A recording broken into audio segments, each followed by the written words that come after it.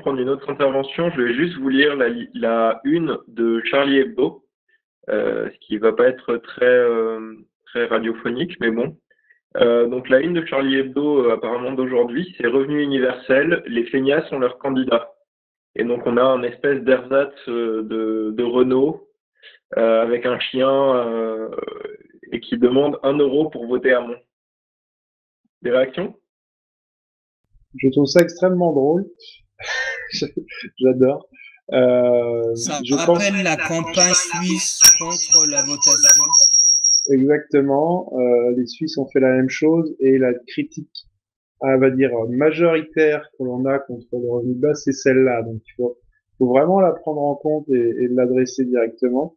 Et je pense que c'est vraiment un sujet qu'il faut au sein du FRB, on travaille, qui est cette notion de montrer qu'on n'est pas là pour dire aux gens d'arrêter de travailler, et pour leur dire qu'on va passer à un travail beaucoup plus choisi que suivi, à un travail de meilleure qualité, enlever les travaux de bullshit jobs ou les jobs qui emmènent au burn-out. Et donc, essayer de se réapproprier cette notion de on va remettre les gens au travail grâce au revenu de base.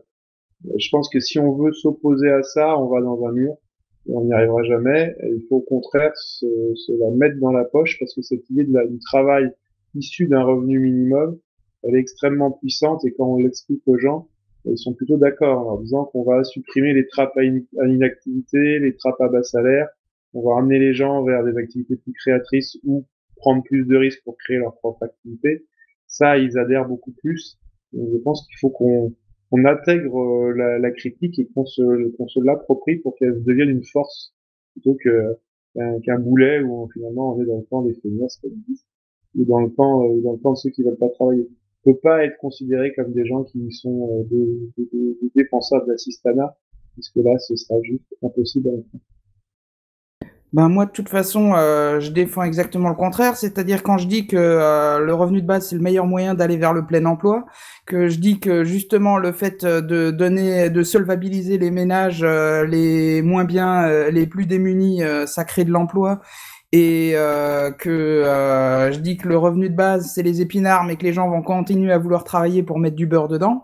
Bah tout ça, ça va à l'encontre. Plus le fait que peut-être que selon Sébastien, les gains de productivité miraculeux des prochains siècles vont faire disparaître totalement le travail. Mais par contre, le revenu de base lui-même ne peut pas faire disparaître le travail et ne peut pas faire arrêter tout le monde de travailler parce que si plus personne ne travaille, il y a plus aucune richesse, il y a plus aucune richesse actuellement tant que les robots font pas tout à redistribuer en revenu de base.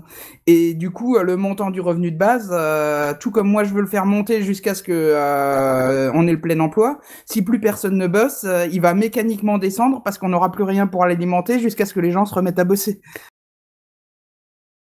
C'est sûr que si plus personne ne travaille, il y aura plus de création de valeur.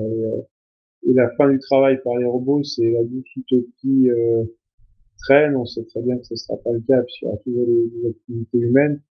C'est simplement tendanciellement, hein.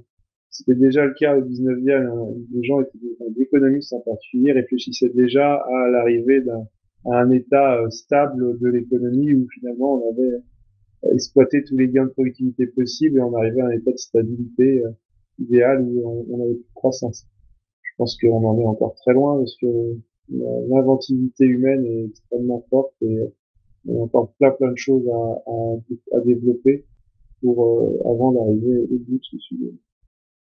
Après, on peut aussi arriver dans des théories à la Isaac Asimov où il y aura des robots super intelligents qui seront vraiment nos esclaves et capables de servir le moindre de nos désirs et on n'aura plus jamais rien à demander à personne parce que à aucun autre être humain parce qu'on aura toujours un robot pour le faire. Et ils seront même en telle surproduction qu'il faudra qu'on invente des robots pour consommer à notre place, mais on n'en est pas encore là. Je pense que quand les robots consommeront à notre place, ils auront pris le pouvoir et ce sera une société dominée par les robots et on sera soit les esclaves, soit éliminés. Il y avait un très beau dessin il y a, je sais pas, 15 ou 20 ans qui montrait le dieu qui donnait avec le doigt, c'est le dessin de Michel-Ange ou de Raphaël, je sais plus, qui touchait le doigt de l'homme, et de l'autre côté, l'homme qui touchait le doigt du robot. Comme si finalement on allait donner la conscience et l'humanité au robot qui allait nous remplacer ensuite. Ça pourrait être un des futurs plus ou moins glauques de notre humanité où les robots nous supplantent. Terminator, un peu. Alors, on a une intervention de Patrick sur le chat pour clôturer le sujet. Si chacun essaie d'échapper au travail par le revenu de base, personne ne peut plus en bénéficier par défaut de production de richesse monétaire.